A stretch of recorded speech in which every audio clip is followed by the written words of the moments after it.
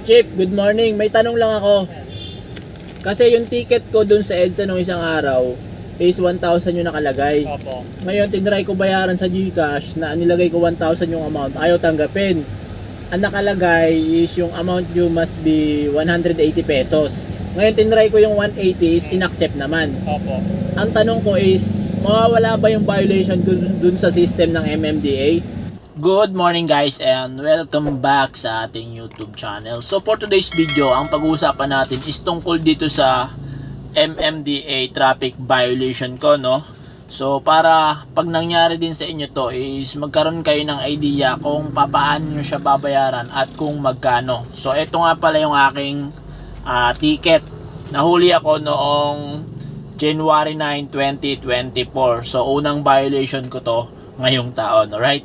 So, ang violation ko dito nung nahuli ako dun sa EDSA is disregarding traffic sign. And then, may nakalagay dito sa baba kung magkano yung babayaran ko. So, ang nakalagay, 1,000 pesos. So, valid to for 10 working days. So, kapag hindi mo to nabayaran, dun mo na siya tutubusin sa main, sa Orense. Anyway, ngayon, dahil gusto ko ng hassle free guys, tinry ko siya bayaran sa GCash or bank online. Pero nung nahuli ako, tas in-issue tong ticket na to, ang sabi sa akin nung MMDA constable, pwede ko siyang bayaran sa land bank, which is hindi naman ubra. Kasi kahapon nagdumaan ako sa land bank, ang sabi sa akin, kung meron kang land bank account, pwede mo yan bayaran doon. Yun ang sabi sa akin. Hindi pala pwedeng mag-walk-in kahit na wala kang land bank account. So, ginawa ko, tinry ko siya bayaran sa GCash. So, eto na guys. Eto na yung nangyari. So, pumunta ako sa GCash. Ang lumabas, eto. Tinry nating bayaran ng 1,000 pesos. Alright? So, ayan. Punta tayo sa GCash ko. Tapos, pagpunta nyo ng GCash, punta kayo dito sa bills. Ayan, nakikita nyo dyan. Bills. Pagkatapos nyan, punta kayo dito sa government. Ayan, makikita nyo government. Tapos, pwede nyo hanapin dito, i-swipe nyo lang yung MMDA. Pero, pwede nyo ring i-type dito, search billers. Search natin MMDA. So ayan, lumabas na siya. So click natin yan. And then ayan. Ayan, try natin ilagay yung 1,000 pesos. Right? Tapos yung ating ticket number. So nandito yun, nilagay ko na dito yon. Yung ito. Ayan. Type nyo lang dyan yung 11 digit yung may nakalagay na UOBR number.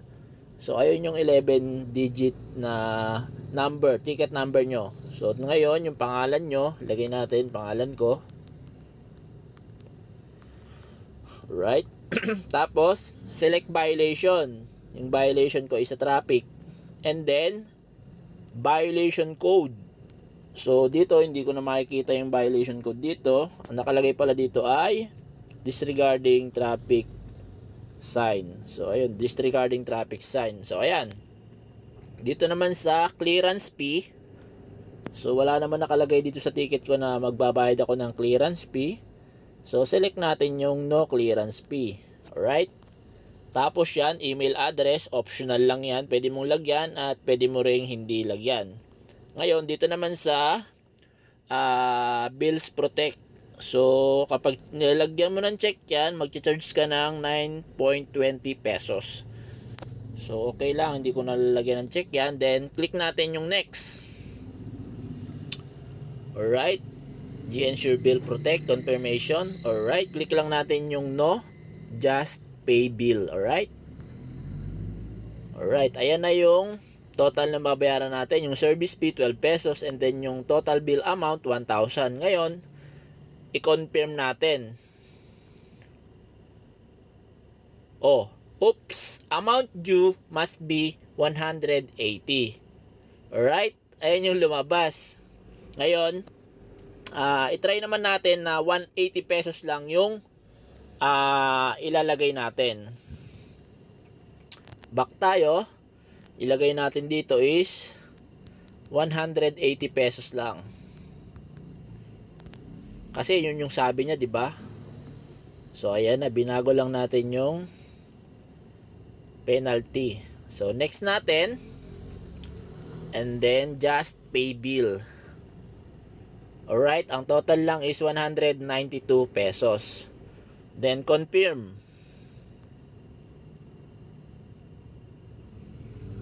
Yun oh, di ba? Tinanggap niya. Tinanggap niya. Then syempre, i-save natin to para meron tayong pruweba na nagbayad tayo via GCash, okay? So ayun guys. Ayun nga yung lumabas guys. Ayaw niya tanggapin yung binabayad ko na 1,000 pesos, which is yung amount na naka-indicate dito na inilagay noong traffic enforcer, no? So ayaw niyang tanggapin yung binabayad kong 1,000 pesos. Ang sinasabi niya, amount due must be 180 pesos lang. So nung tinry ko nang magbayad ng 180 pesos lang, tinanggap naman. So pumasok. Ngayon, kung nako-confuse ako, kung nawala na ba yung violation ko sa system ng MMDA. Alright? Nagets nyo ba? So tinanggap niya yung payment ko na 180 pesos, which is hindi ko na sinunod tong 1,000 pesos na nilagay ng enforcer.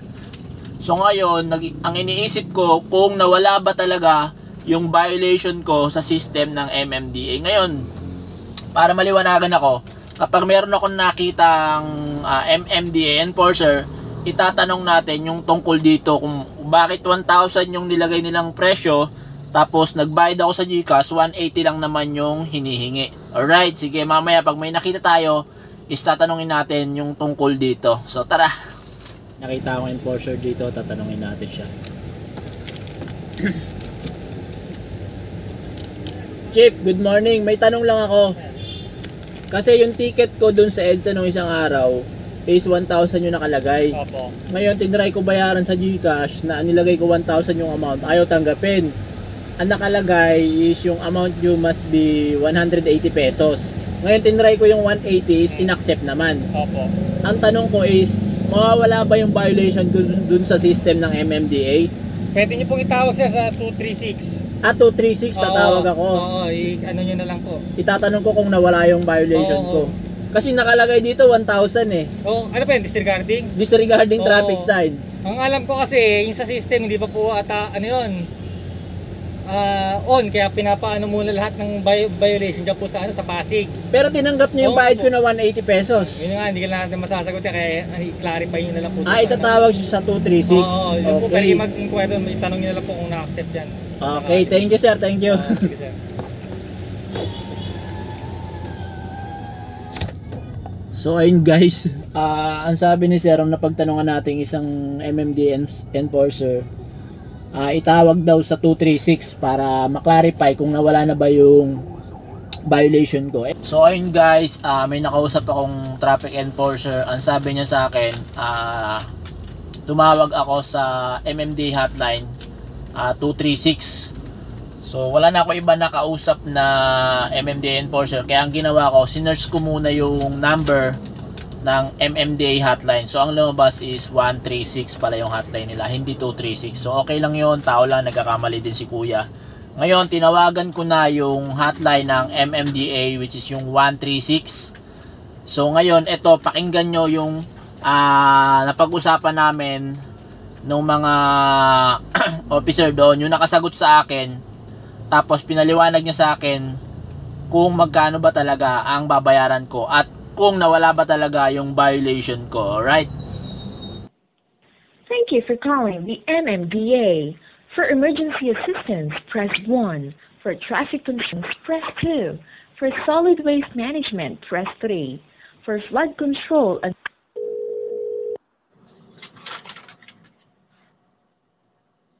Protocol 136, hello po. Good morning, ma'am. Good morning po. Ma'am, may tanong lang ako kasi nahuli ako last January 9, 2024. Disregarding traffic sign, traffic violation po MMDA. Apo. And then po, tinry ko siya bayaran via GCash. Ang nakalagay po kasing amount dito is 1,000. Ngayon, hindi po ina-accept yung payment ko na 1,000, nakalagay po doon is amount due must be 180 pesos. And then, tinry ko po na ilagay yung 180 pesos na amount. Then, inaccept naman po, pumasok yung bayad ko. Ang tanong ko po, ma'am, is, mawawala po ba yung violation ko since hindi ko sinunod yung 1,000 amount dito sa ticket ko? Dali lang po, i-refer ko po kayo sa redemption center namin. Sir, wag niyo pong ibababa, ah. Okay, Sandali ma'am. lang po. A few moments later. Good morning. Hello sir, good morning po. Ay nga po, yung binayaran ko po sa GCash is 180 pesos. Hindi tinatanggap yung 1,000 pesos na value amount na nakalagay dito sa ticket ko. Ang tanong ko po sir, nawala po ba yung aking violation sa system? Kailan kayo nagbayad, sir? Kanina po, mga siguro Oo. 2 hours. Bukas ulit, sir, ang pag-payment today, the following day bukas pa makikita sa system, sir. Bali, ganito gawin mo bukas, sir. Tumawag ka ng mga 9 o'clock o 8:30. Opo. Ito po yung telephone number namin, 8898. Ito lang po sir, in-save ko Okay. 8898. Okay. 8898 4200 4200. 4200 local 1004 and 1005, sir. Hello. Hello sir. Okay po, na-save ko naman po. Okay, bukas pa makita ay be-verify natin, sir, ha? Sir, taga saan ba kayo? Quezon City, Manila? Dito po sa Quezon City. Pero dito ako Okay. nakuha sa EDSA. Okay lang po. Ano po pangalan nila, sir? Angelo Balbuena Pilit. po. Angelo Balbuena. Balbuena. Ayun po. Sir, ito po Okay. is na ganito is first time lang mangyari or may tumatawag din po sa inyo na same scenario ng katulad nung sa akin? Kasi, sir, may mga tumatawag dyan para malaman nila kung pumasok yung siyempre, kung ginastos nila. Okay. Bine-verify po, kaya ako pa yung pinatatawag bukas. And then ganito, sir, Opo. paid today. Nilalag ko to, sir, eh. Okay. Ganito gagawin mo, sir, bukas. Opo. Tawag ko ulit sa kay Kuya Anyo. Ibigay mo sa akin, sir, yung pangalan mo, Opo. yung license number, at saka yung ticket na binayaran mo, sir, ha? Opo. Bukas ko po ibibigay or now na po. Kahit ngayon na, sir. License number mo, sige, sir. Ito lang, license number. Kunin ko lang po. Ito pala. Nasa ticket yun, sir. N25. N2.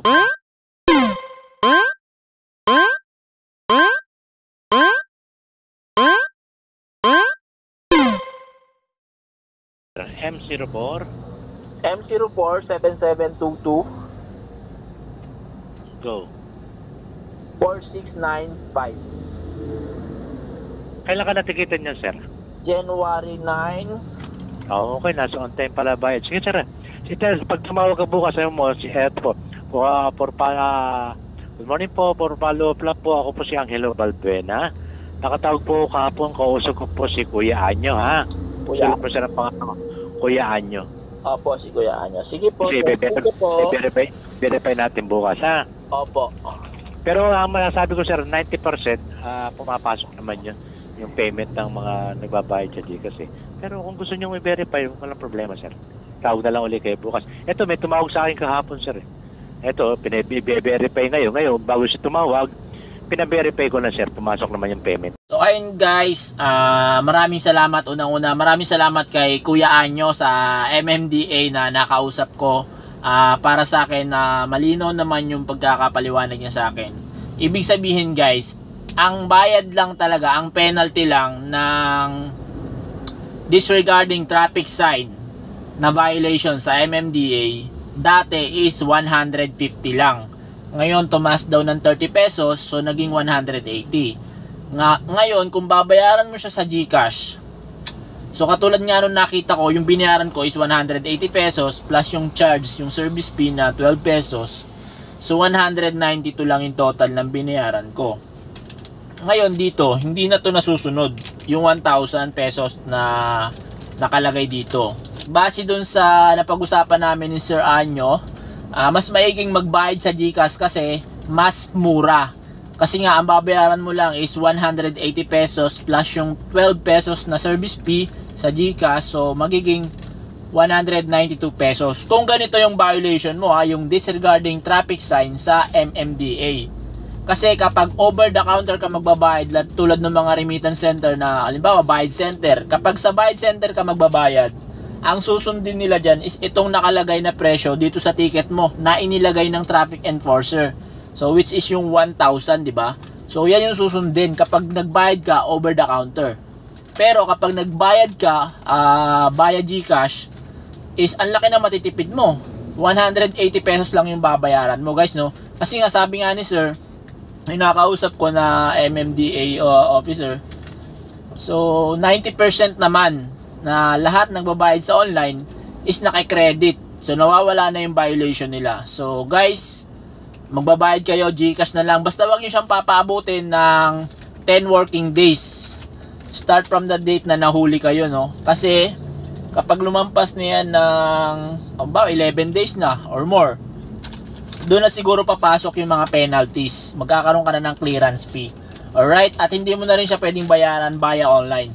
So ayun lang guys, paki-subscribe yung YouTube channel ko para updated ka pa sa mga bagong videos na i-upload natin dito. So yun lamang po at maraming salamat.